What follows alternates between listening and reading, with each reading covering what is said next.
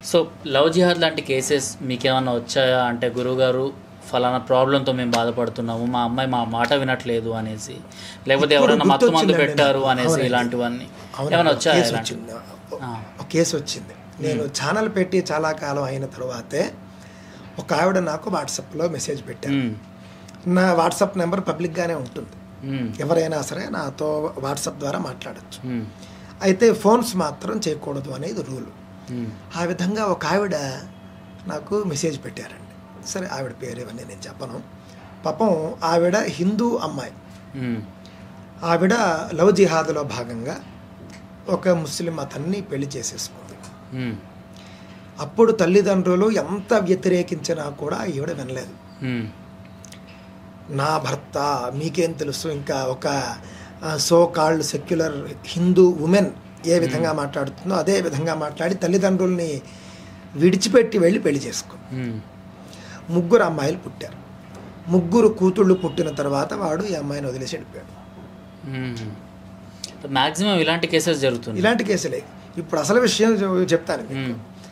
ఆవిడ నన్ను ఎందుకు అప్రోచ్ అయ్యారనంటే, ఇప్పుడు నా పరిస్థితి ఇది. నేను ఇస్లాం యొక్క స్వస్వరూపాన్ని, నిజ రూపాన్ని తెలుసుకున్నాను. ఇప్పుడు నేను మళ్ళీ నా కూతుళ్ళతో సహా నేను హిందూ ధర్మంలోకి వద్దాం అనుకుంటున్నాను. ఏమిటి అది ప్రక్రియ ఏమిటి చెప్పండి అని అడిగింది. నేను ప్రక్రియ ఏం చెప్పాలో నేను చెప్పాను. ఇప్పుడు మేము అందరూ పేర్లు కూడా మళ్ళీ మార్చుకుందాం అనుకుంటున్నాము. ఎందుకంటే 3 పిల్లలకి ముస్లిం పేర్లే పెట్టారు వాళ్ళు. ఏవో ఆవిడ కొన్ని పేర్లు చెప్పింది. ఆవిడ పేరు కూడా పెళ్ళిలోనే మార్చేశారు. ఇప్పుడు మా అందరికీ కూడా పేర్లు మళ్ళీ మార్చుకోవాలి, డాక్యుమెంట్స్లో కూడా మారుస్తాము ఇవన్నీ అడిగితే ఆ 3 ముస్లిం అమ్మాయిలకి కూడా పేర్లు నేనే ఇచ్చాను. లలితా సహస్రంలో చూసి ఒకేలాంటి పేర్లు ఒక 3 పేర్లు ఇచ్చాను నేను.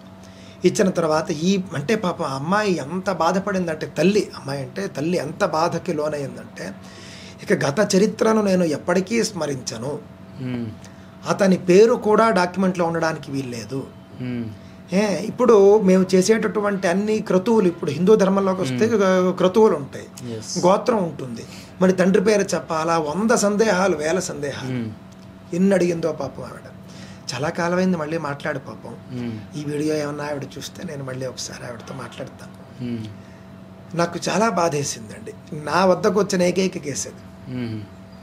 అయితే అదృష్టవశాత్తు ఆ అమ్మాయి మళ్ళీ ఆవిడ వెనక్కి వచ్చింది. నిజంగా ఈ విధంగా విడిపోయి వెనక్కి రావాలని నేను కోరుకుంటున్నాను. అంటే నో చాలా మంది వెనక్కి వస్తున్నారు, బట్ ఆ రేషియో చాలా తక్కువ ఉంది. ఎవరైతే వెనక్కి వద్దాం అనుకుంటున్నారో, ఎవరైతే లేదు ఫలానా నువ్వు నన్ను చీట్ చేసి పెళ్లి చేసుకున్నావు, హిందూ పేరు చెప్పి ముస్లిం అబ్బాయిని నేను పెళ్లి చేసుకున్నాను, దాని తర్వాత నాకు ఆధార్ కార్డు ద్వారానో లేకపోతే మీ ఫ్యామిలీ ద్వారానో తెలిసింది నువ్వు ముస్లిం అబ్బాయి అనేసి, తెలిసిన తర్వాత ఎప్పుడైతే ఈ వాదోపవాదాలు జరుగుతాయో దాని తర్వాత వాళ్ళు చచ్చిపోవడమో లేకపోతే ఇతను చంపేయడమో ఇలాంటివన్నీ జరుగుతున్నాయి. ఈ కొన్ని కేసెస్ మనం చూసే ఉంటాము. ముక్కలు కోసి ఆఫ్తాబ్ పూనావాలా అనేసి అబ్బాయి, శ్రద్ధా వాకర్ అనేసి అమ్మాయిని పెట్టేశాడు. అందులో పెళ్ళి మేజర్ అంశం. అండ్ అలాంటి ఎన్ని కేసెస్ తీసుకున్నా కూడా కట్ చేసి సూట్ కేసులో పెట్టేయడము ఇలాంటివన్నీ జరిగాయి.